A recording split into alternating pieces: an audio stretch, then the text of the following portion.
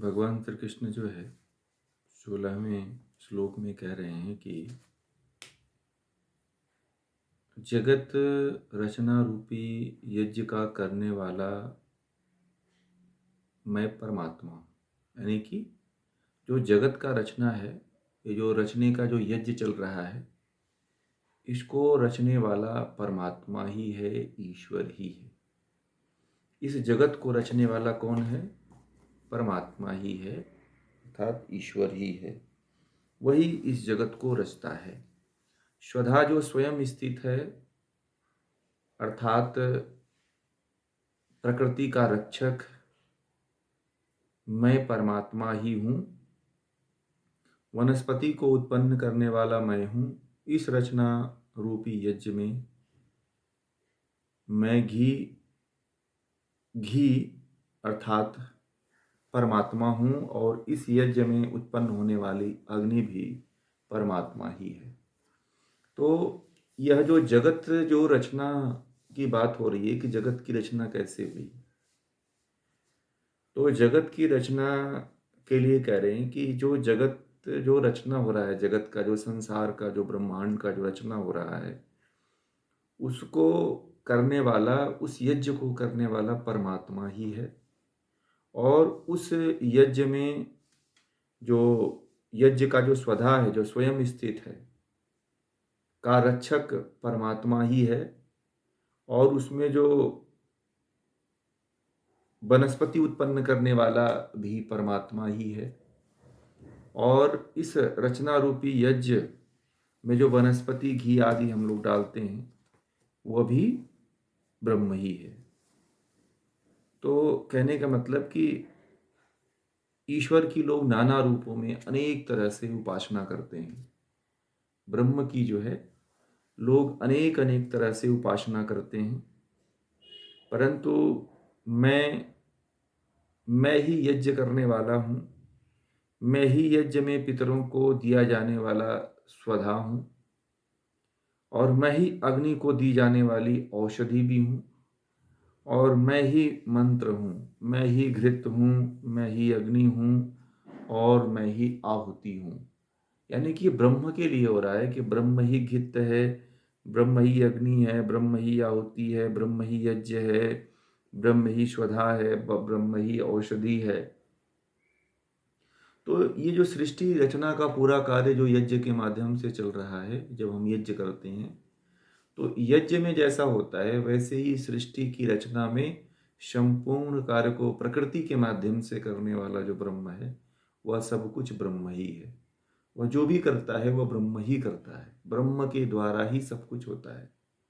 केवल जो है प्रकृति जो है ठोस रूप में सहायक होती है, परंतु जो चेतन रूप में जो सहायक होती है मुख्य रूप से, वह ब्रह्म ही होता है। चेतनता उसी में होती है। वह चेतन रूप में वही कार्य करता है, उसी में सब कुछ है, उसी में करने की क्षमता भी है और वही जो है इस जगत को करने वाला है। आगे कहते हैं कि जगत मतलब इस गतिशील संसार का पिता मैं ही हूँ। पिता माता धारण करने वाला पितामह, मैं जानने योग्य हूँ। मतलब कि इस संसार का पिता माता धारण करने वाला और पितामह परमात्मा ही है। कहते हैं कि इस जगत जो ये गतिशील संसार है, इसका माता पिता धारण करने वाला और पितामह मतलब परमात्मा ही है। पवित्र ओमकार जो है ऋक यजु साम भी मैं ही हूँ। मतलब जो ऋक है, ऋग है, यजुर्वेद है, सामवेद है, वह भी ईश्वर ही है, वह भी ब्रह्म ही है। आप लोगों की पुस्तकों में ऐसा होगा कि मैं हूँ, मैं जो है पिता हूँ, माता हूँ, धारण करने वाला हूँ, यही हूँ। परंतु ये नहीं, वास्तविकता ये जो है ज्ञान का एक उपदेश है। तो इस उपदेश में यह सब कुछ परमात्मा के लिए ही कह रहे हैं कि इसमें जो है, जो संसार में जो भी गति चल रही है, जो भी गति उत्पन्न हो रही है, जो भी संसार में कुछ हो रहा है, वह सब कुछ सबका करने वाला पिता, पालन करने वाला पिता, जन्म देने वाली माता और धारण करने वाला भी मैं और पितामह भी मैं ही हूँ, यानी कि वह परमात्मा ही है। और जो पवित्र ओमकार जो मंत्र है जिसका आप लोग जप करते हैं, वह उस जप में जो सबसे मुख्य जो ओमकार तो मंत्र ही है, बाकी जो ज्ञान के जो 3 जो प्रमुख शब्द हैं, ऋक यजु साम, वह भी ब्रह्म ही है, वो भी परमात्मा ही है। और जो, क्योंकि वेद भी ईश्वर के द्वारा प्रदत्त है, तो उसको भी आप ईश्वर ही मान सकते हैं। तो उसको भी कह रहे हैं कि वह भी मैं हूँ। संसार में जितनी भी अच्छी चीजें उत्पन्न होती हैं और जो भी अच्छी चीजें उत्पन्न करने वाला होता है, वह सब क्या है?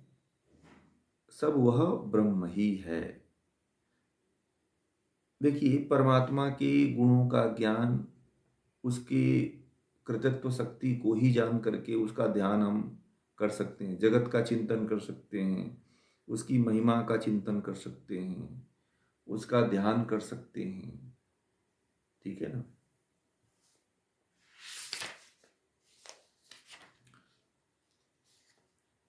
प्रणाम जी।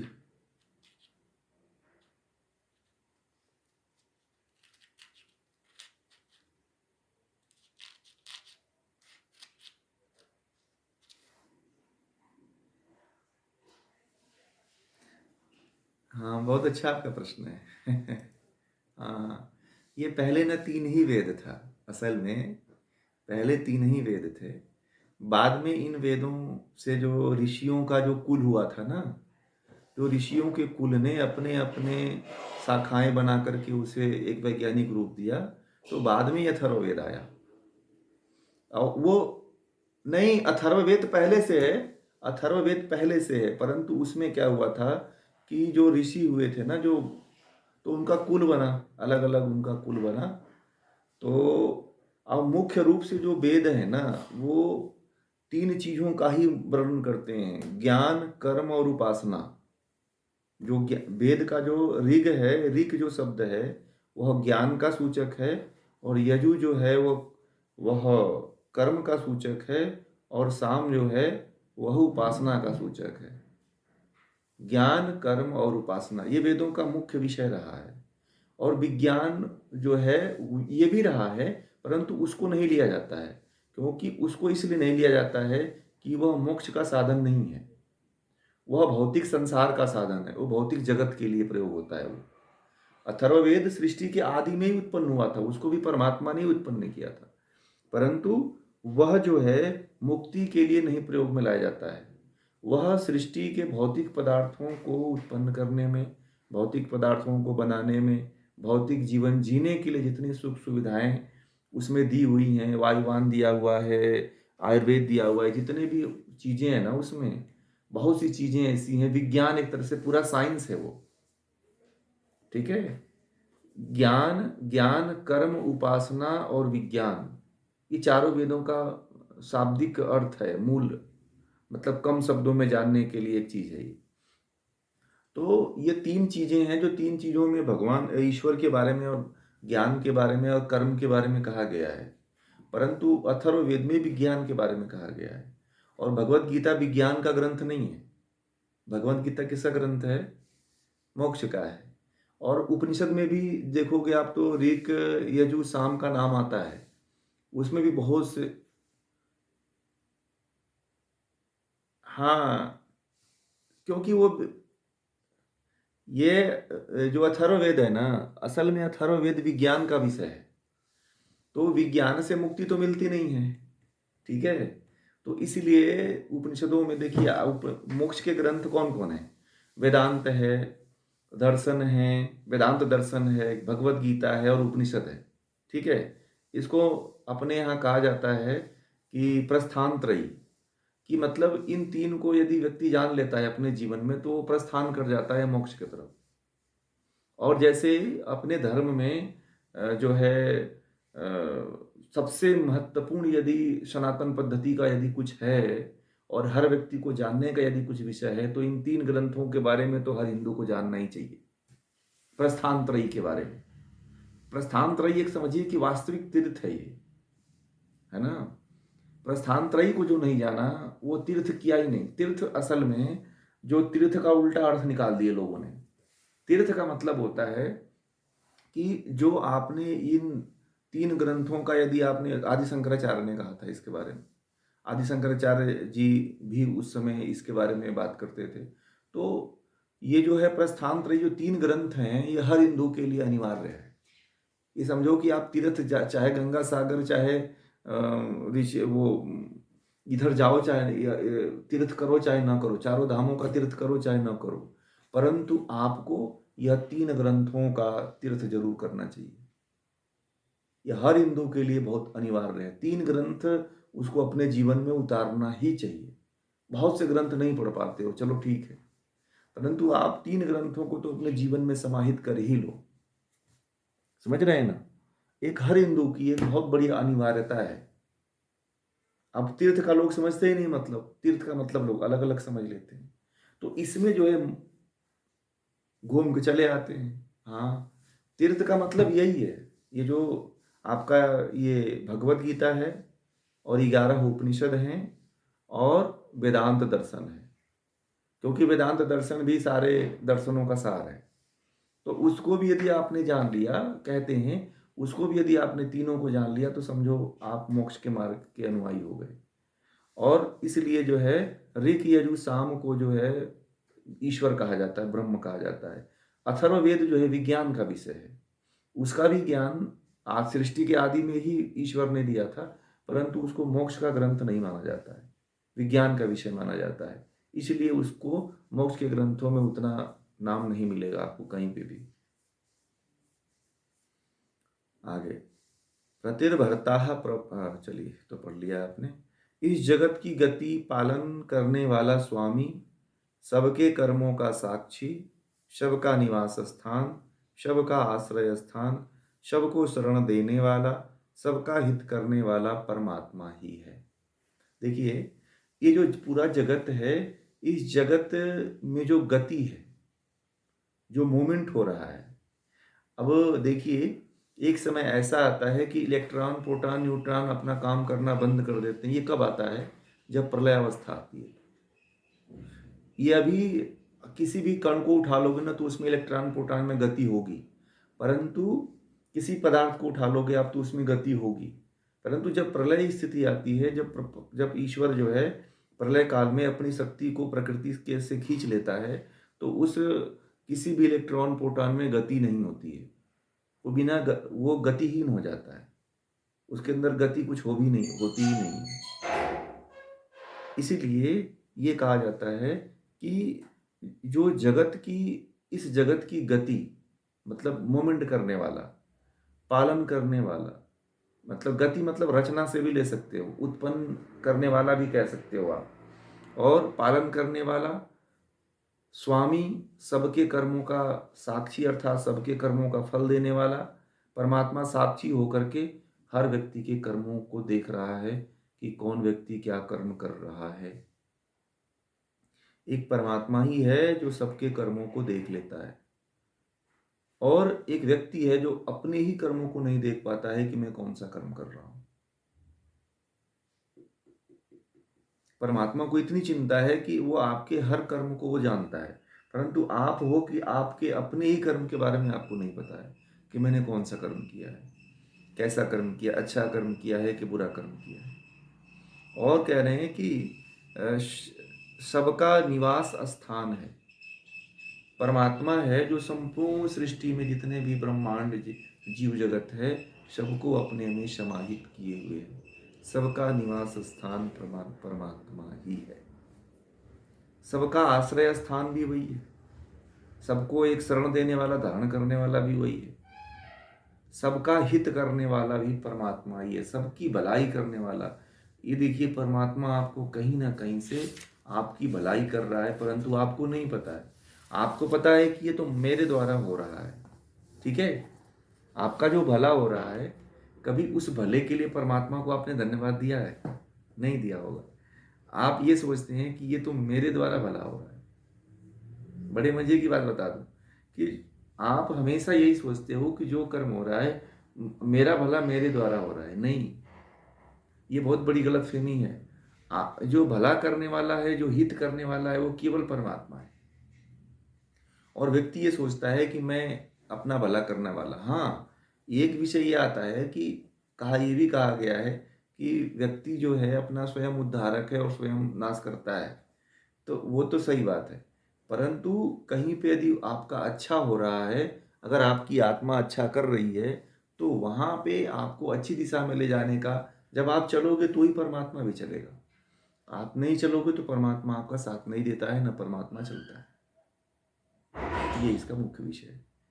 इसीलिए जो है सब कुछ करने वाला परमात्मा तो है, परंतु आपके चलने के ऊपर। आत्मा जब चलती है, आत्मा जब कर्म करती है, तो ही परमात्मा करता है। ऐसा मत सोचिएगा आप लोग कि परमात्मा सब कुछ वही करता है। नहीं, आपकी आत्मा कर्म करने में स्वतंत्र है, इसलिए परमात्मा उसमें कोई हस्तक्षेप नहीं करता है। हाँ, यदि आप अच्छे राह के तरफ जाओगे, अच्छे मार्ग की तरफ जाओगे, तो परमात्मा आपको अच्छे मार्ग की तरफ लेके जाएगा। यदि आप बुरे मार्ग की तरफ जाते हो, तो परमात्मा आपको बुरे मार्ग की तरफ लेकर के जाएगा। ये इसका मुख्य विषय है। ठीक है, आगे। परमात्मा ही पृथ्वी को तपाता है और फिर वर्षा को लाता है और बरसाता है। तो देखिए यहाँ पे अब कह रहे हैं कि जो परमात्मा है वही तपाता है, वही वर्षा को रोकता है, वही बरसने देता है, वही जो है, साथ ही मृत्यु भी वही परमात्मा है, सत्य भी है वही और असत्य भी वही है। परमात्मा क्या है? सत्य भी वही है, असत्य भी वही है।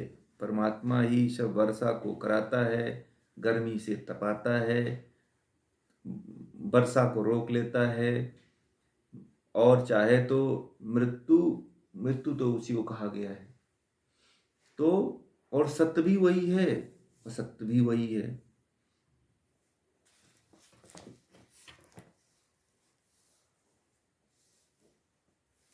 तो इसलिए जो है उस परमात्मा का ये ऐसा क्यों कहा है भगवान श्री कृष्ण ने इस अध्याय में, भगवत गीता में ऐसा ये क्यों कह रहे हैं? कभी आप लोगों ने सोचा कि मैं सत्य हूँ, मैं तपाता हूँ, मैं गर्मी देता हूँ, मैं ठंडा देता हूँ, मैं उन्नति करता हूँ, मैं अवनति करता हूँ, ये क्यों कह रहे हैं? ये बात समझ में आ रही है कि आप इन गुणों के माध्यम से उस परमात्मा का चिंतन कर सको, उस ईश्वर के बारे में आप थोड़ा सा चिंतन मनन करके ध्यान लगा सको, इसलिए उसके बारे में ये बात कह रहे हैं। ये बातें अभी आपको लगेगा कि ऐसा क्यों कह रहे हैं कि सब में ब्रह्म है, सब में परमात्मा है, सब में ईश्वर ही ईश्वर है, तो ऐसा क्यों कह रहे हैं? तो इसलिए ऐसा कह रहे हैं कि जहां जहां पे आप जाओगे, जहां जहां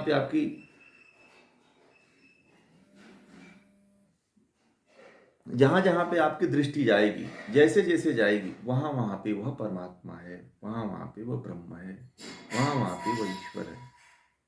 तो वहां वहां पे आप ध्यान लगा सकते हो, वहां वहां पे अपनी एकाग्रता बना सकते हो, वहां वहां पे ब्रह्म का आप अवलोकन कर सकते हो, शांत एकाग्रचित होकर के उसको देख सकते हो, आप चिंतन मनन कर सकते हो, मन में अच्छे भाव ला सकते हो, लंबे समय तक आप उसका उसके उसके ध्यान में बैठ सकते हो।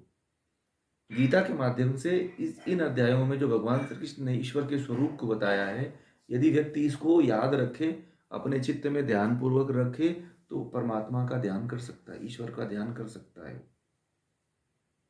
ठीक है, परंतु क्या होता है कि व्यक्ति इस चीज को नहीं ध्यान लगा पाता है कि परमात्मा क्या है। जगत को उत्पन्न करता है, जगत को नष्ट करता है, सत्य भी वही है, असत्य भी वही है, पृथ्वी को गर्म भी वही करता है, पृथ्वी में वर्षा भी वही लाता है, सत्य भी वही है, असत्य भी वही है। तो इस तरह से जब आप परमात्मा का चिंतन करोगे तो ईश्वर का ध्यान कुछ समय तक आप लगा सकते हो। ऐसे चिंतन करना चाहिए। ठीक है, अब आगे कह रहे हैं कि अब देखिए थोड़ा सा सत्य के बारे में बता देते हैं। सत्य का मतलब होता है प्रकृति का स्वरूपवान रूप, असत का मतलब होता है प्रकृति का अस्वरूपवान रूप। मतलब जो प्रकृति का ये पूरा सृष्टि दिखाई दे रही है, ये सत्य है, और जो नहीं दिखाई दे रहा है वो प्रकृति का असत रूप है। और ये जो कह रहे हैं कि मेरे कारण ही नष्ट न होने वाला, सत का मतलब एक और अर्थ होता है नष्ट न होने वाला, और असत का अर्थ एक और होता है नष्ट होने वाला। तो संसार में जो भी चीज नष्ट होने वाला है, जो नष्ट होने वाला है उसे असत कहते हैं, और जो नष्ट नहीं होने वाला है उसे सत्य कहते हैं। ठीक है, इसको आप नोट कर लीजिएगा कि सत असत किसको कहते हैं। तो जो संसार में नष्ट नहीं होता है उसे सत कहते हैं, और जो संसार में नष्ट हो जाता है उसे असत कहते हैं। ठीक है, तो इसको आप ध्यान में रखिएगा आप लोग, क्योंकि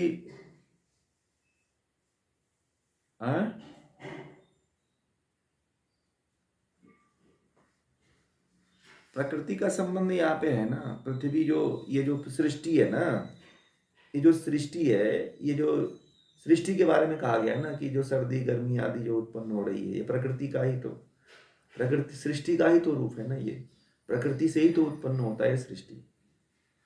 तो ये जो सर्दी गर्मी है वो हमेशा रहने वाला नहीं है, परंतु ये जो ईश्वर है, वह जो परमात्मा है, वो हमेशा रहने वाला है। उसका अस्तित्व कभी खत्म नहीं होता है। इस जगत में किसका अस्तित्व रहने वाला है और किसका अस्तित्व नष्ट होने वाला है, बताइए। क्या आपके शरीर का अस्तित्व है? नहीं है। परंतु आत्मा का अस्तित्व है क्या? तो आत्मा सत्य है कि असत्य है? और शरीर, शरीर असत्य है। हाँ, जो भी आप देख रहे हो यहाँ पे, जो भी आपकी आंखों से दिखाई दे रही है वह क्या है? असत्य है। और जो नहीं दिखाई दे रही है, जो जिसका अस्तित्व सदा से है और सदा रहेगा, वह सत्य है। तो इसको ध्यान में रखिएगा। अब कहा जाता है कि प्रकृति सत्य है कि असत्य है, तो क्या बताएंगे? असत्य है। इसको ध्यान में रखिएगा, बहुत महत्वपूर्ण विषय है, क्योंकि इसी में बहुत से लोग गलती कर देते हैं। तो उनको इसको समझने में दिक्कत आती है कि सत्य असत्य क्या है। बहुत लोग सत्य असत्य के बारे में नहीं समझ पाते हैं, बहुत बार आता है। तो कुछ लोग सत्य को सत्य कह देते हैं, बात समझ रहे हैं। बहुत से लोग ऐसे होते हैं जो सत्य को सत्य कह देते हैं, सत्य मान लेते हैं। तो इस दोनों अर्थ में भिन्नता हो जाती है, फिर अर्थ समझने में दिक्कत आती है। तो यहाँ पे इस बात को ध्यान में रखना चाहिए। सत्य और असत्य, जिसका अस्तित्व है वो सत्य है, जिसका अस्तित्व नहीं है वो असत्य है। ठीक है। अब कह रहे हैं कि त्रय विद्या, सोम रस को पीने वाले पापों से पवित्र जन यज्ञों द्वारा मेरी मतलब परमात्मा की पूजा कर अपने पुण्य से इंद्रलोक को प्राप्त होते हैं और दिव्य भोगों को भोगते हैं। तो अब यहाँ पे त्रय विद्या क्या है? तीन विद्या क्या किसको कहा जाता है? अभी आया था त्रय विद्या। त्रय विद्या किसको कहा जाता है? ऋक यजु और शाम। क्या कहा जाता है? ऋक यजु और शाम, इसको त्रय विद्या कहा जाता है। ऋक यजु शाम, इसे त्रय विद्या कहा जाता है। यहाँ पे कहा है ना त्रय, 20वें श्लोक में त्रय विद्या मान सोमपाह। तो जो ये तीन विद्या है, यानी कि त्रय विद्या को जानने वाला सोम रस को पीने वाला होता है। इसलिए कहते हैं कि वेदों को आप लोग जानो। तो अभी जो पढ़ रहे हो आप वेद ही तो पढ़ रहे हो, आप लोग वेद का ही तो पार्ट है ये भी, है ना। तो ये वेदों का पूरा एक तरह से निचोड़ है। तो इसलिए कहा जाता है कि वेदों का पान करो। अब वेदों का पान जो कर लेता अमृत का पान करता है, अर्थात मोक्ष को प्राप्त करता है। देखिए भगवान श्री कृष्ण इस बात को इसमें कह रहे हैं कि त्रय विद्या क्या है। अब बहुत से लोगों को पूछ लोगों ने कि त्रय विद्या क्या होती है, तो किसी को पता ही नहीं है। ठीक है, गीता बहुत से लोग पढ़ते हैं, परंतु त्रय विद्या के बारे में उनको नहीं पता है कि त्रय विद्या होती क्या है और उसको लेना चाहिए कि नहीं लेना चाहिए। अब लोगों को पता ही नहीं है तो लेंगे कैसे? अब कई व्याख्याकार तो त्रय विद्या के बारे में उल्टा सीधा व्याख्या कर देते हैं। ठीक है, तो इसमें आप लोगों को ध्यान रखना है कि त्रय विद्या में ऋक, यजु और साम, ये 3 वेदों का जो ज्ञान है, इसके बारे में बात हो रही है कि जो ये तीनों वेदों को जानने वाला, वह समझिए कि सोम रस का पान कर लेता है वो।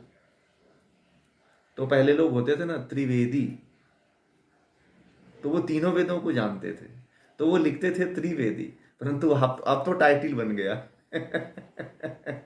अब कोई चतुर्वेदी के पास चले जाओ तो वो बोलेगा 4 वेदों को जानते हो क्या? आप तो बोलेंगे कि हम जानते ही नहीं है। द्विवेदी 2 वेदों को जानने वाला है ना, त्रिवेदी 3 वेद। हाँ, बस पुराने सरनेम चल रहे हैं। अब मिश्रा, तो मिश्रा में 4 वेद आ जाते थे, तो वो भी नहीं कोई जानने वाला है, बस टाइटल चल रहे हैं। किसी से पूछिए कि आप त्रिवेदी लिखते हैं, आपको वेदों के बारे में पता है क्या? तो नहीं पता है, किसी को नहीं पता है। समझ रहे हैं? मतलब ये था कि उस स्कूल में लोग जानते थे, पता है, उस स्कूल के लोग जिसमें ये लोग नाम लिखे हुए हैं, आप टाइटल लिखते हैं, तो ये था कि उस स्कूल में वेदों को पढ़ते थे लोग, परंतु वह वेदों को नहीं पढ़ते हैं। समझ रहे हैं? अब वेदों को पढ़ने वाले लोग है ही नहीं है। अब सबसे बड़ी समस्या तो यही आ गई कि वेद जब से गया तब से भारतीय संस्कृति का पतन हो ही रहा है। पता है, जब तक वेद नहीं आएंगे, वेद जो है ना, विश्व का ज्ञान था, केवल भारत का ज्ञान नहीं था, संपूर्ण विश्व में एक ही ज्ञान की परंपरा चला करती थी, वह वेद का।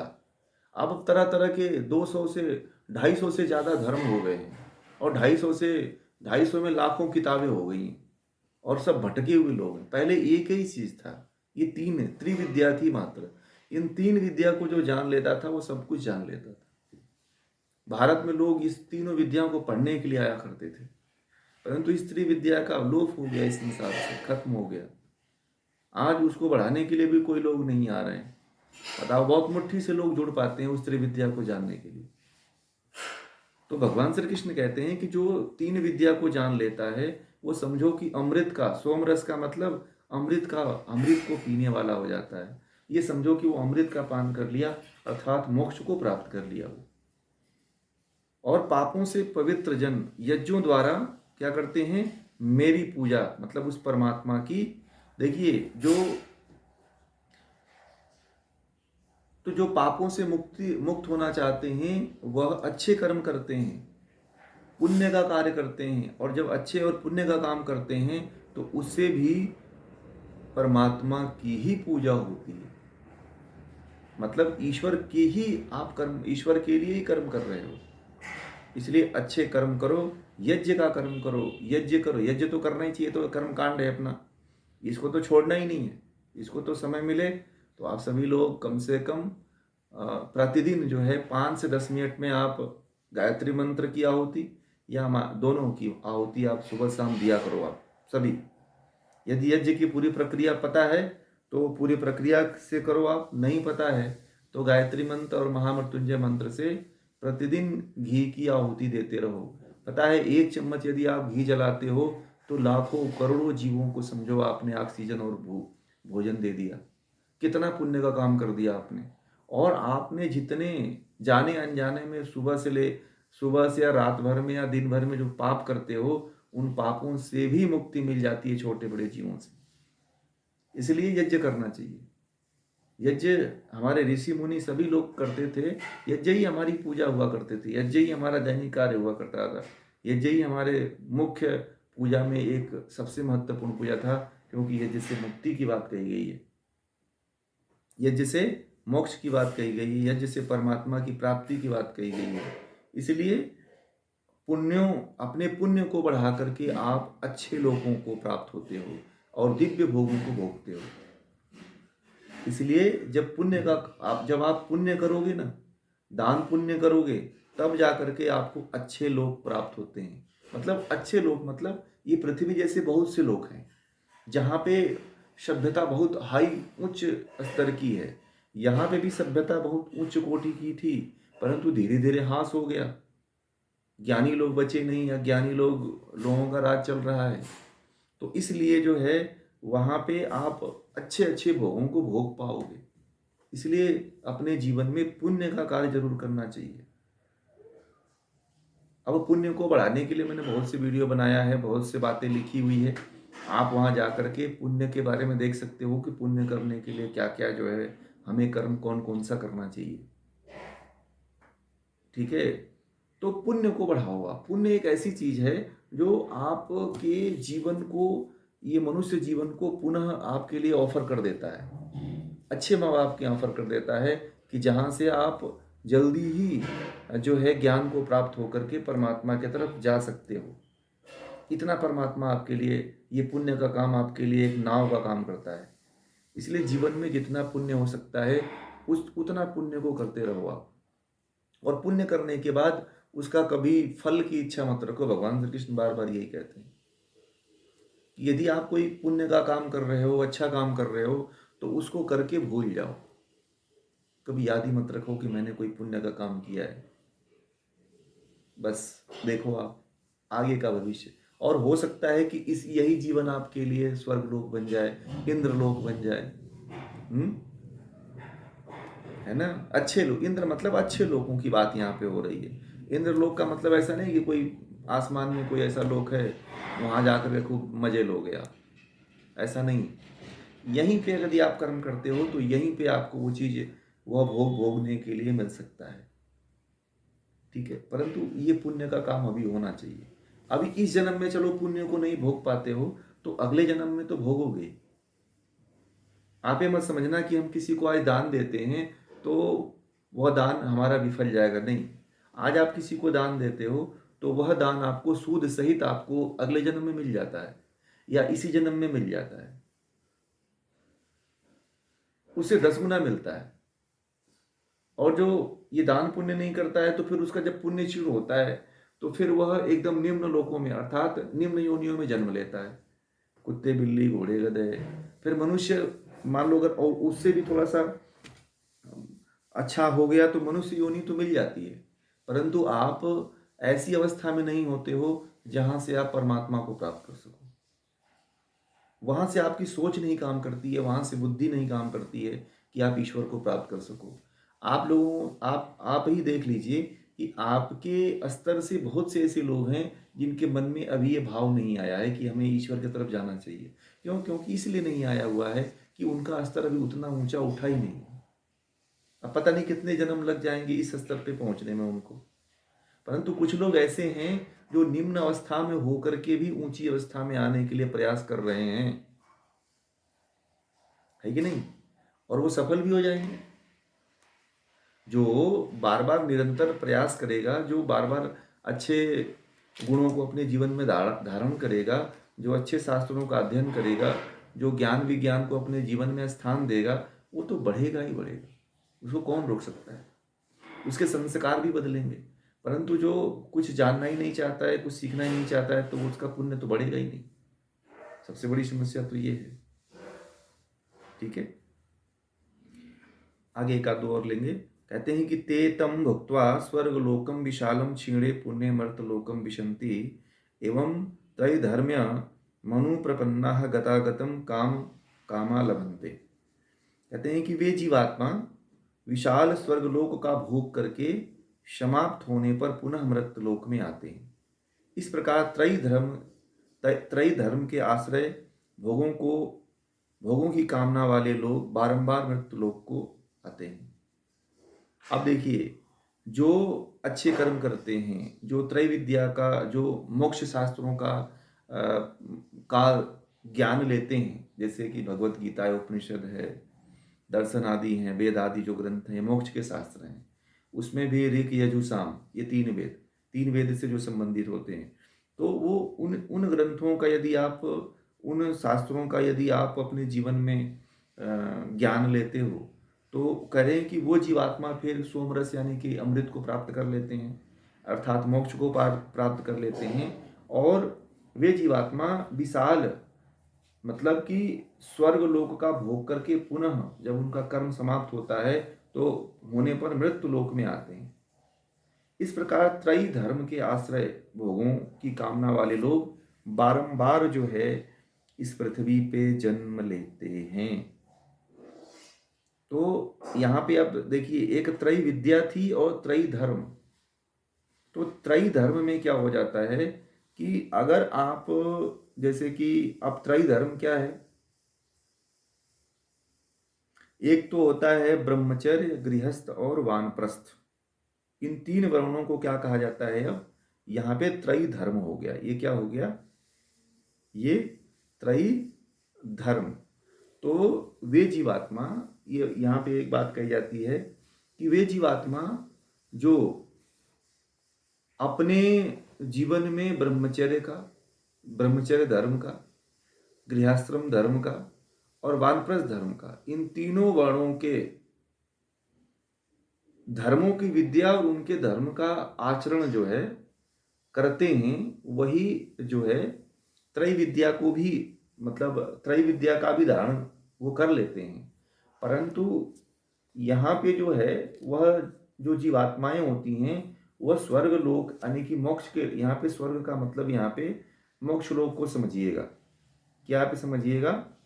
यहाँ पे मोक्ष लोकों को समझिएगा। तो यहाँ पे कोई, देखिए मैंने एक बात आप लोगों से कहा था कि कोई ऐसा लोक नहीं है जहाँ पे आप जाते हो और फिर लोगों को भोग करके वहाँ पे फिर आते हो। तो सारे लोग यहाँ पे ब्रह्मांड में सब बहुत से पृथ्वी लोक हैं, ठीक है, ब्रह्मांड में बहुत से पृथ्वी लोक हैं और उन लोकों में आप जाते हो। जैसे यहाँ पे जन्म लिए हो वैसे वहाँ पे भी जन्म लेते हो।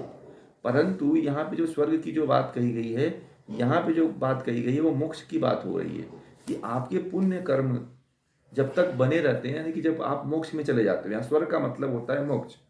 जीवात्मा जो है विशाल स्वर्ग का भोग करती है, यानी कि जब आपका मोक्ष हो जाता है तो वहाँ पे मोक्ष काल को भोगने के बाद जितने आपके पुण्य रहते हैं उन पुण्यों को भोगने के बाद पुनः मृत्यु लोक में लौटना पड़ता है। भगवान श्री कृष्ण भी इस बात को कहते हैं कि मोक्ष में जाने के बाद भी आपको लौटना पड़ेगा। ऐसा नहीं है कि आप वहाँ पे पड़े ही रहोगे, नहीं, क्योंकि पुण्य और ज्ञान दोनों क्षीण होता है वहाँ पे जाने के बाद। मोक्ष में मैंने बताया था कि मोक्ष का काल कितना होता है, 31 नील 10 खरब 4 अरब वर्ष जो होता है। तो मोक्ष काल में जाने के बाद उसका जब सीमा समाप्त होता है, जब वह काल पूरा होता है, तो एक मतलब कहा गया कि 36,000 बार जो सृष्टि का प्रलय और जो है उत्पत्ति होती है, उतने काल तक आप समझो कि मोक्ष के काल में रहते हो, मोक्ष में रहते हो। फिर मोक्ष का जब समय पूरा हो जाता है, जब आपका ज्ञान क्षीण हो जाता है, जब आपका पुण्य क्षीण हो जाता है, तब आपको पुनः मृत्यु लोक में आना पड़ता है। और फिर जो है इस ब्रह्मचर्य, गृहस्थ और वानप्रस्थ धर्म में आकर के फिर आपको अपने जीवन का पुनः से प्रारंभ करना पड़ता है। जहाँ से आप मृत्यु छोड़े होते हो, आपको देखिए, अगर आप मनुष्य योनि में शरीर छोड़े हुए हैं तो मनुष्य योनि मिलती है, परंतु याद कुछ नहीं रहता है। जहाँ से आप पतन के रास्ते पे थे, जहाँ से आप का ज्ञान शून्य था, वहीं से फिर आपकी यात्रा शुरू होती है। ठीक है, ऐसा होता है इसमें। जहाँ से आप, जैसे कि अभी आपको ज्ञान नहीं आया, इसे 6 महीने पहले जब से गीता नहीं पढ़ रहे थे तब से मान लो आपको ज्ञान नहीं था। तो जब ज्ञान नहीं था तो जन्म परमात्मा आपको वहीं से देता है जहाँ से ज्ञान नहीं था। जिस दिन से आपने गीता उठाया उस दिन से नहीं जोड़ेगा वो, उस दिन से जोड़ेगा जब तक आपने गीता उठाया ही नहीं था। और फिर जो अगला जो जन्म आपको मिलता है मोक्ष के बाद, वो वहां से शुरू होगा आपका जन्म। और ये भी है कि जरूरी नहीं है कि परमात्मा आपको मोक्ष में ही डाल दे। क्यों? क्योंकि आपके बहुत से हजारों करोड़ों जन्मों के अभी संस्कार रहते हैं। तो हो सकता है कि उन संस्कारों के का फल आपको भोगना पड़े। नहीं तो जब मनुष्य जन्म आता है तो फिर वहीं से शुरू होता है, फिर आपका नया कर्म शुरू होता है, फिर आप अच्छे बुरे दोनों कर्म करते हो। और यदि सही दिशा में पुनः आपको सही गुरु, सही आचार्य, सही माता पिता मिल गए तो दोबारा भी मुक्ति हो सकती है। ऐसा नहीं कह सकती नहीं मुक्ति मिलेगी आपको। इसीलिए कर्म और पुण्य हमेशा अच्छा रखिए, यही आपके साथ में जाने वाला है। सब दुनिया के लोग यही कहते हैं कि अच्छा कर्म कर लो, यही आपके साथ में जाने वाला है। परंतु कोई, कहते तो सब है परंतु करने वाले बहुत कम है। ठीक है, सब एक दूसरे को कहते हैं कि अच्छा कर्म कर लो, यही तुम्हारे साथ जाने वाला है। और कुछ लोग, बड़े मजे की बात है कि कुछ लोग कहते हैं ना कि हंसी मजाक कर लो, जीवन में क्या रखा है। तो ये बताइए, हंसी मजाक करने से हंसी मजाक जाएगा क्या? मैंने कई बार विचार किया। तो एक कई लोग थे तो वो बोले कि अरे जीवन में क्या रखा है, हंस लो, हंस लो, गा लो, ये दिन ना मिलेंगे फिर। समझ रहे हैं? तो मैं उनको कहना चाहता हूँ कि हंस लो, गा लो, मजे ले लो, तो फिर क्या इससे मुक्ति हो जाएगी? लो लो। हैं?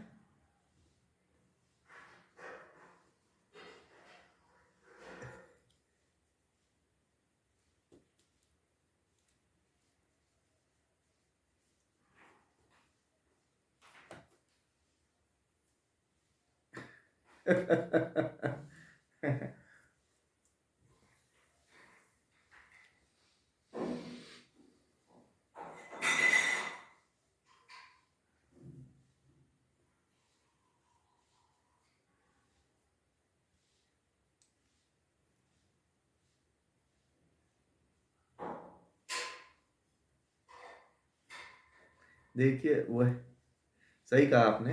तो ऐसे ही लोग हैं, वो ये ऐसा समझते हैं कि कि चलो हमने अभी ये नहीं किया, चलो कुछ लोग ऐसे होते हैं, सोचते हैं कि चलो हंस लो, बोल लो, क्या रखा है जीवन में, आज है कल नहीं है। तो ये सोचते हैं कि हंस हंस लेंगे, बोल लेंगे तो ये जाने वाला नहीं है।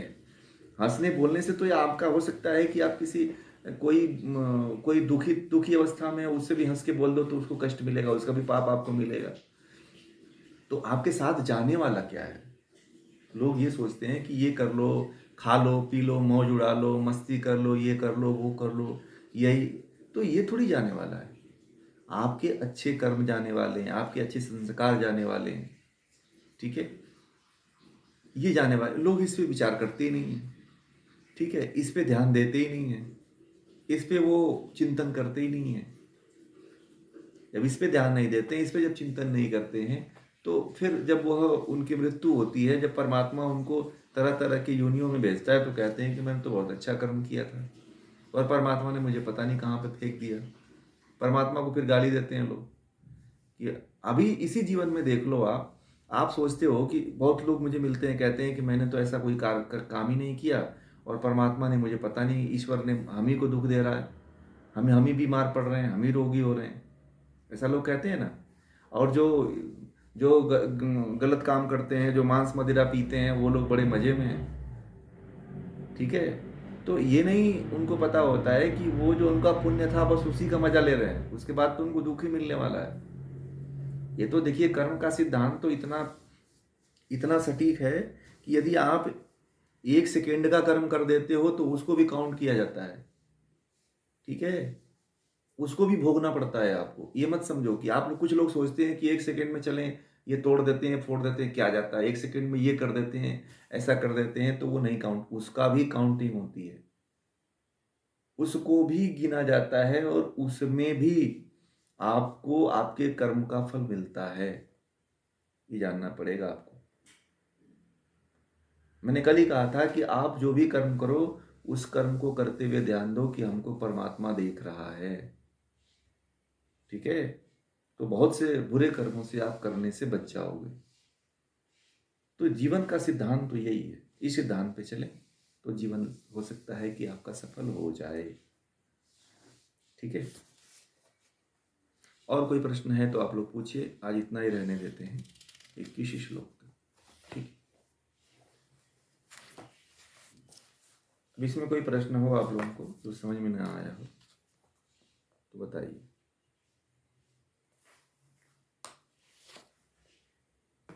नहीं, किसी भी जीव को उसका पिछला जन्म नहीं पता होता है। अगर यह व्यवस्था परमात्मा कर दे तो सब जो है अपनी दुश्मनी, इस जन्म की दुश्मनी इस जन्म में आकर के उतारने लगे। ठीक है? लोग जो है, अब मान लीजिए कि सांप को अगर उसका जन्म याद दिलवा दिया जाए तो वो तो सोचेगा कि चलो बहुत से लोगों को काट लिया जाए, क्योंकि उसमें दुश्मन तो बहुत हुए रहेंगे ना। तो वो सोचेगा कि चलो फिर इनको जो है पूरा काटा जाए। तो इसीलिए परमात्मा ने एक अच्छी व्यवस्था बनाई है कि किसी का भी कोई भी जन्म उसको याद नहीं रहता है, भूल जाता है। आप ये तो देखो, आप और कल की बातें नहीं याद रख पाते हो, भूल जाते हो, 2 4 10 दिन की बातें भूल जाते हो।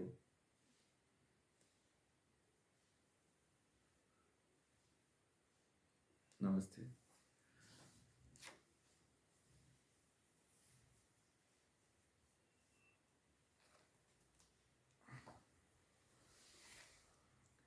देखिए, मनुष्य जन्म तब मिलेगा जब आपका पुण्य जो है ना, देखिए मनुष्य जन्म कब मिलता है, ध्यान रख सुन लीजिए। यदि आप 50% अच्छा कर्म करते हो और आपका 50% 50% जो है बुरा है और 50% अच्छा है, तो मनुष्य जन्म एकदम 5th ग्रेड में मिलेगा, 5th कैटेगरी में, 4th भी नहीं, 5th कैटेगरी में मिलेगा। ठीक है। और उसमें यदि आपका अच्छा कर्म यदि रहा, आपका पुण्य यदि अच्छा रहा, मान लीजिए उसका परसेंटेज बढ़ गया, 50 से 60 हो गया, 70 हो गया, 80 हो गया, 90 हो गया, तो फिर अच्छे माँ बाप के यहाँ आपका अच्छा जन्म, घर में जन्म होगा, जहाँ से आपको अच्छे संस्कार, अच्छे ज्ञान आपको मिल जाए।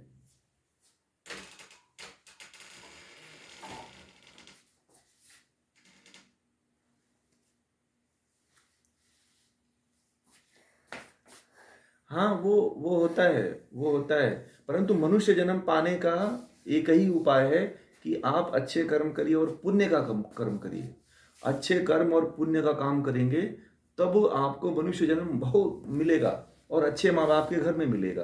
परंतु यदि इससे नीचे जाता है तो कीड़े मकोड़े, बिल्ली, ऊंट, ये सब जितने हैं ना, मच्छर, कीड़े, जितने भी नीचे छोटी पक्षी, कीड़े मकोड़े की योनि है, वो मिलती है।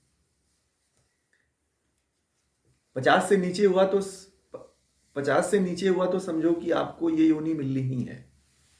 नीचे वाली कौवे, बिल्ली, कैट का, डॉग, ये सब इसकी योनि आपको मिलेगी।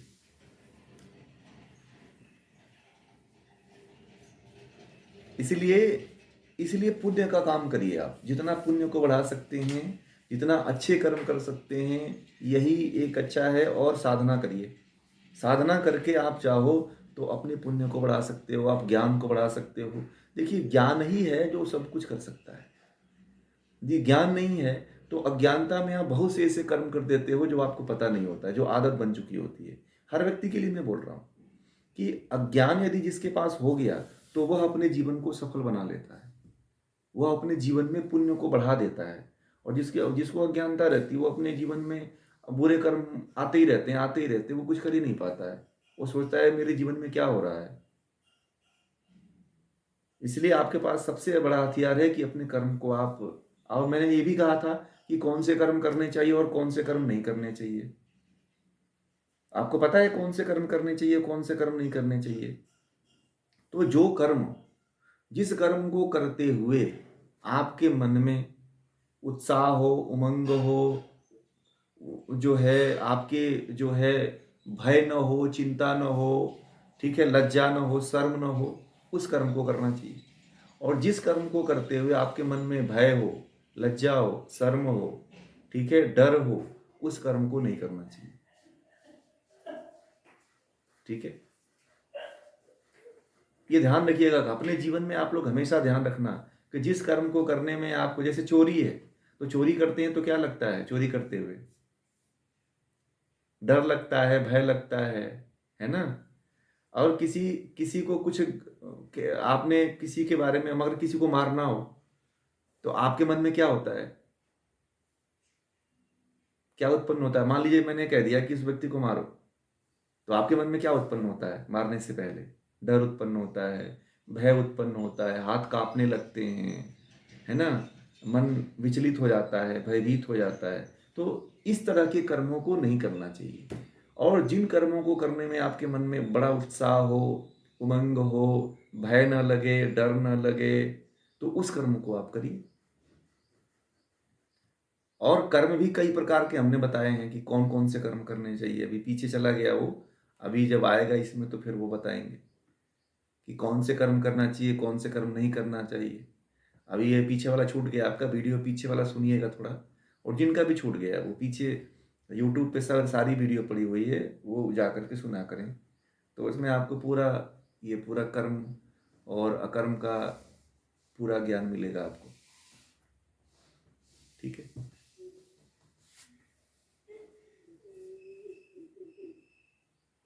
बोलिए बोलिए।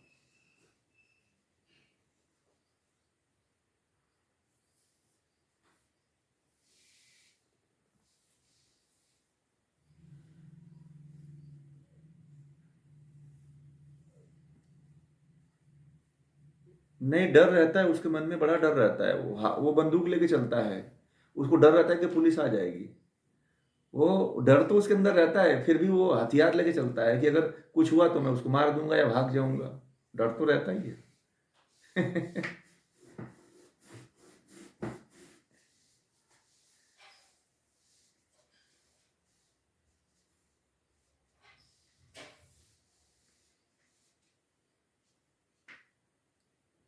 आदत हो जा, मतलब इसको हैबिट बोल देते हैं। हैबिट, हैबिट हो गई है।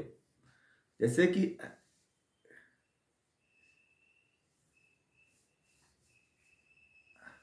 वो कर्म उसकी आदत बन गई, उसका स्वभाव बन गया। और भगवान श्री कृष्ण ने कहा है कि स्वभाव को चेंज करो। ठीक है। आपकी वो हैबिट जो है ना, आपका बिहेवियर बन गया, स्वभाव बन गया, आपका व्यवहार बन गया, आपका स्वभाव। मतलब आपका जो आप चोरी कर रहे हो ना, तो चोर कहता है ना कि ये तो मेरा स्वभाव है, मैं ऐसा ही हूं, मैं नहीं बदलूंगा। परंतु जब उसको ज्ञान हो जाता है कि नहीं ये गलत है, तो वह अपने स्वभाव को चेंज करता है। ठीक है। आप देखिए, बहुत से, मैंने कहा ना कि बहुत सी ऐसी आदतें हैं जो आपको नहीं पता है, और आप ये जानते हो कि ये तो मैं अच्छा कर्म कर रहा हूं। इसीलिए गुरु और ज्ञान की आवश्यकता होती है कि आपको जो है ये बता सके कि जिस जिस जो आप कर रहे हो वो सही नहीं है, वो गलत है। ठीक है। इसीलिए आवश्यकता होती है।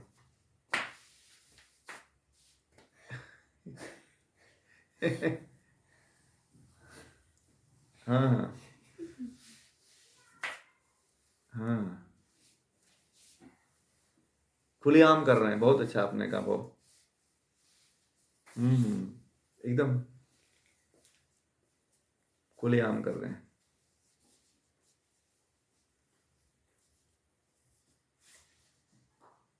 नहीं कर सकते, नहीं कर सकते।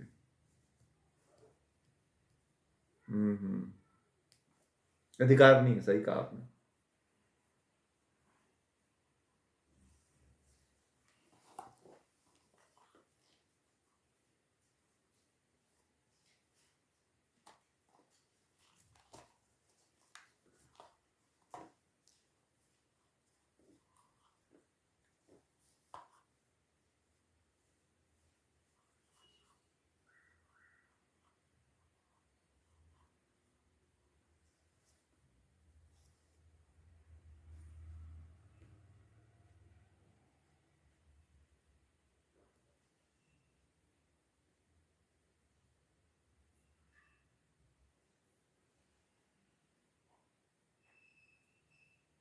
हम्म।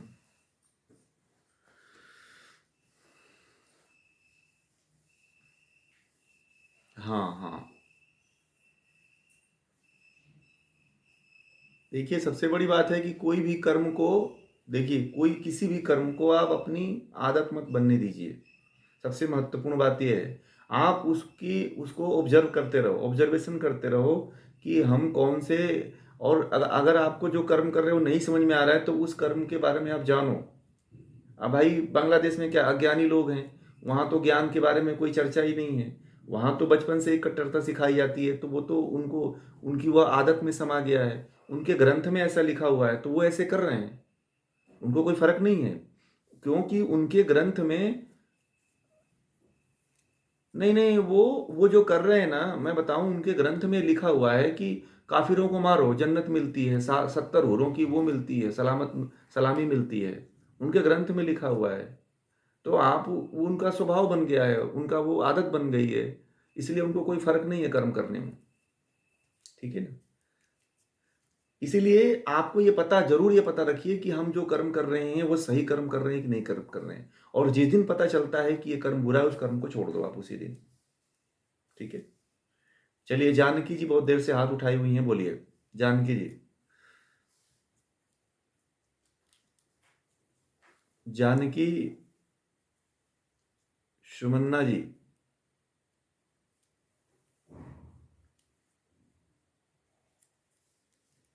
जानकी जी शायद सुन नहीं रही हैं, तो नमस्ते नमस्ते जी, बोलिए।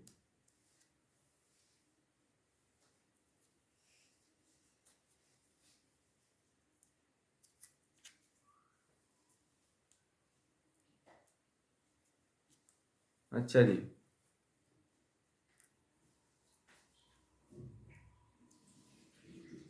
ठीक है ठीक है ठीक है। हाँ, नमस्ते जी। हाँ हाँ, बोलिए बोलिए।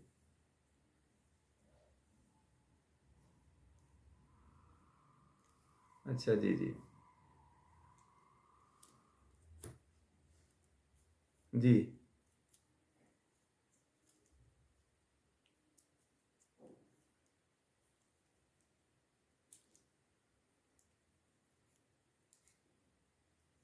हाँ, मृत्यु का एक मोक्ष का एक काल है। वेदों में बताया गया है कि मोक्ष मोक्ष का एक टाइम पीरियड है। 31 नील, 31 नील, 10 लाख 4 अरब वर्ष, 4 अरब वर्ष, मतलब इतने काल तक जो है 31 नील, 10 खरब 4 अरब। 31 नील, 31, 31 नील, 10 खरब, 10 खरब, हाँ, 4 अरब, इतने वर्ष तक जो है मोक्ष का काल रहता है। मोक्ष में इतने समय तक आप रहोगे, अगर मुक्ति मिलती है तो। यानी कि इसको ऐसे भी कह सकते हो आप, 36,000 बार जो है सृष्टि का जो प्रलय और उत्पत्ति होती है, उतने काल तक आप मोक्ष में रहोगे, 36,000 बार।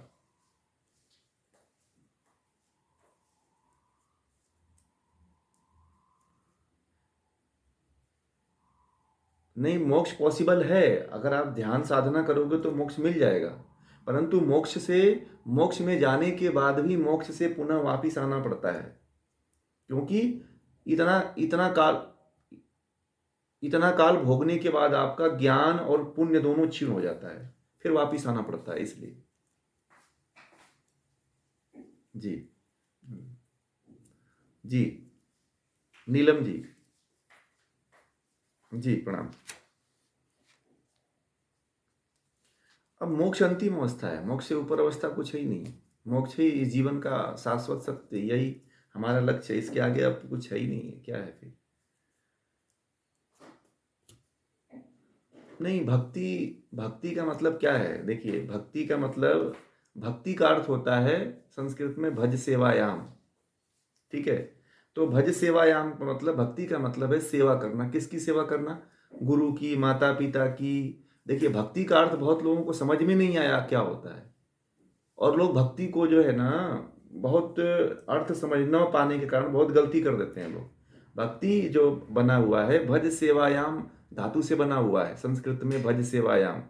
तो मतलब सेवा करना, किसकी सेवा करना? गुरु की, माता पिता की, आचार्य की, अपने बड़े बुजुर्ग की, या जो भी, या अपने, जिसकी आप सेवा करते हो, जिसको आप दान दे करके, पुण्य करके, अपने माता पिता की हाथ पैर दबा करके, उनको दवा दारू दे करके, उनको कपड़े लत्ते दे करके, उनको अच्छा भोजन करा करके, इस तरह से सेवा कर सकते हो आप, ठीक है।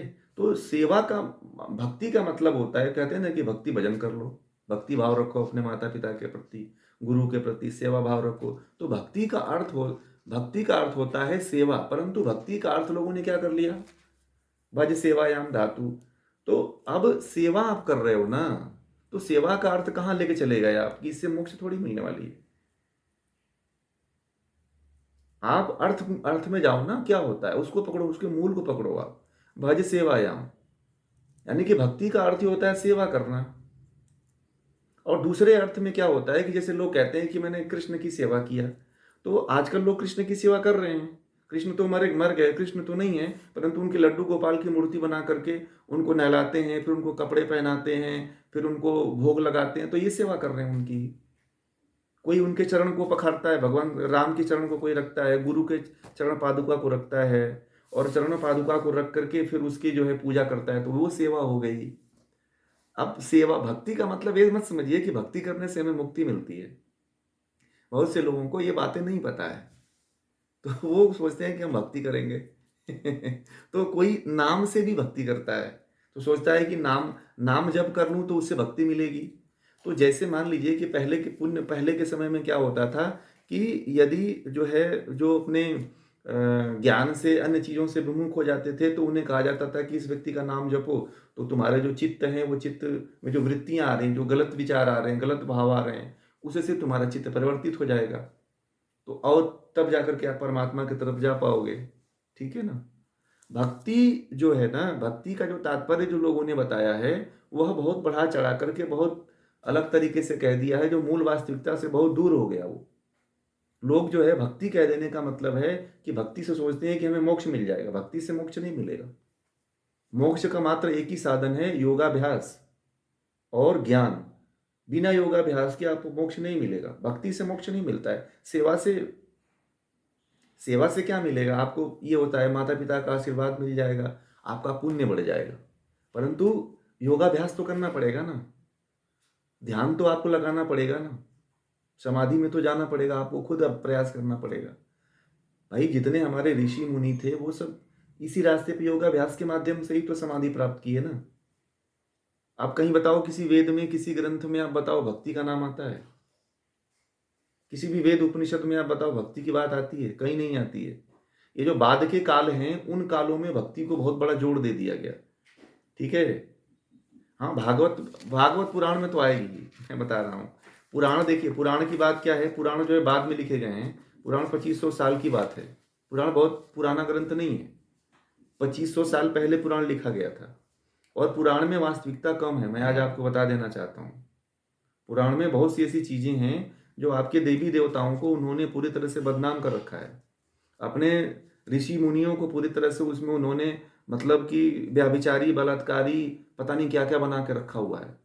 अब भगवान ब्रह्मा जी को उठा लो, शिव को उठा लो, माता पार्वती को उठा लो, किसी की कहानी को उठा के देख लो तो आपको ही शर्म आएगी। जिन्होंने ऐसा, रचने वालों ने, बीच के लोगों ने ऐसा, उन्होंने अपने चरित्र के अकॉर्डिंग अपने देवताओं को, अपने ऋषि मुनियों को उन्होंने छोड़ा ही नहीं। असली, मैंने एक दिन कहा था आपको कि असली पुराण पढ़ना है तो उसको पढ़ो आप, जो असली पुराण है, जो वास्तविक, जो वैदिक और सनातन अनादिकाल से जो चला आ रहा है, उसको पढ़ो आप। गोपथ ब्राह्मण है, सतपथ ब्राह्मण है, ऐत्रेय ब्राह्मण है, इनको पढ़ो आप। इसमें वास्तविक पुराण आपको मिलेगा। पुराण का मतलब होता है इतिहास। ठीक है। पुराण का मतलब होता है इतिहास। इसको पढ़ो आप, देखो आपको वहां पे बहुत जानकारी मिलेगी आपको। परंतु इसको पढ़ेंगे ना तो बहुत कम वास्तविकता है। मैं बता दूं, इसको एक राजा हुआ था जो पुराणों के विरोध में काम किया था, राजा भोज। राजा भोज ने क्या किया था कि पुराण जो लिखने वाले थे उनके हाथों को कटवाए थे। एकमात्र राजा हुए थे भारत में। अपने राजा भोज के काल में जितने पुराण लिखने वाले लोग थे उन सबको मरवाया था उन्होंने। ये क्या हुआ कि अपने देश में बहुत इससे क्षति हुई है। मैं आपको बता दूं, ये अगर आप वास्तविकता की तरफ आ गए और आपने पूछ दिया तो मैंने बता दिया आपको, वास्तविकता कम होती है इसमें। आप एनालिस देख लेना, आप भगवत पुराण है, उसमें ऐसा लिखा हुआ है कि भगवान श्री कृष्ण की 16,308 रानियां थी, और प्रत्येक रानी से भगवान श्री कृष्ण की 10-10 संतानें हुई थी। नाम भी दिए हुए। आप बताओ वो आदमी भोग किया होगा कि योग किया होगा? और उसमें यह आता है, महाभारत में आप पढ़ोगे तो ये आता है कि उन 16,000 वो दासी, वो किसी ने जो है अपहरण कर लिया था, उनको भगवान श्री कृष्ण ने बंदी बना के रखा था। उनको भगवान श्री कृष्ण ने केवल अपने राज्य में शरण दिया था, तो लोगों ने उसको पत्नी बना दिया। बात समझ रहे हैं? कितना बड़ा अन्याय उस आदमी के साथ हुआ। वो आदमी तो चला गया, परंतु उस आदमी का बदनामी आज तक हो रही है। अब आपको पता नहीं है, भारत में एक और चीज शुरू हो गया। भारत में रावण की पूजा हो रही है। रावण के नाम से रावणाय नमः स्वाहा। मैंने कल ही सोशल मीडिया पे एक वीडियो देखा। समझ रहे हैं? तो मैंने मतलब मैं ऐसे देख रहा हूं कि भारत में लोग क्या आज शुरू कर रहे हैं, अब रावण की पूजा शुरू कर दिए।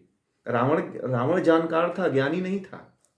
उसको वेदों की जानकारी थी, परंतु उसको ज्ञान नहीं था। वो, आप रामचरितमानस पढ़ना, रामचरितमानस में लंका कांड में हनुमान जी ने पूरा लिखा हुआ है। रामचरितमानस ही पढ़ लीजिएगा आप जा करके। वो लिखते हैं कि ये धूर्त था, ये मदिरा मान और बहुत सी दास दासियां उसको नंगी होकर के उसको शराब पिला रही। हनुमान जी के लंका कांड में वो जो बताते हैं वहाँ का वहाँ की वृतांत बताते हैं, तो पढ़िएगा वहाँ पे पूरा लिखाते हैं रावण के बारे में कि वो कितना ज्ञानी था लोग कहते हैं। और आजकल लोग जो है कहते हैं कि रावण बड़ा विद्वान था। अरे विद्वान था तो विद्वान व्यक्ति इस तरह का काम थोड़ी करता है भाई। उनके उनके पिताजी ज्ञानी थे, हम मानते हैं, वो ऋषि थे। रावण के पिताजी ऋषि थे, परंतु वह रावण ने वेदों को भले पढ़ा था, परंतु केवल जानकारी रखा था, वो ज्ञान उसको कम था और वो अहंकार में डूबा रहता था, इसलिए वो जो है किसी को छोड़ा ही नहीं। तो आजकल मैंने कहा कि अब देखो रावण की भी पूजा जो है लोगों ने शुरू कर दिया। बड़े मजे की बात मैंने देखा, मैंने कहा बताओ, अब देवी देवता बचे ही नहीं, अब रावण ही बचा है पूजा करने के लिए। अब देखिएगा कुछ सालों के बाद आप देख लीजिएगा भारत में रावण के मंदिर न बने तो फिर बात की। बनाना लोग शुरू कर दिए हैं और चंदा भी लोग वसूल रहे हैं।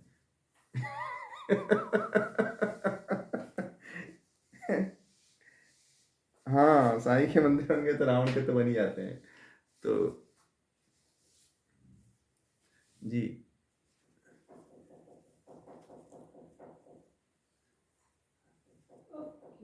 ये अना उस काल में एक बहुत बड़े, देखिए उस ऐतरेय ब्राह्मण में बहुत से राजा हुए हैं, बहुत से राजा हुए हैं जिनके बारे में अभी हमको जानकारी नहीं है उसके बारे में।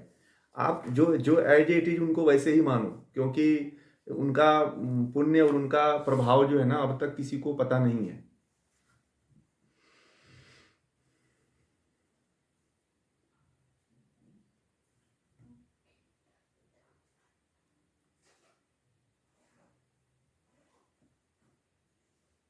नहीं नहीं, सोम सोम देखिए, सोम जो है कई चीज़ों को कहा जाता है। सोम रस जो है कुछ लोग तो जैसे नारियल के फल के जो रस होता है उसको भी बोल देते हैं सोम रस, ठीक है।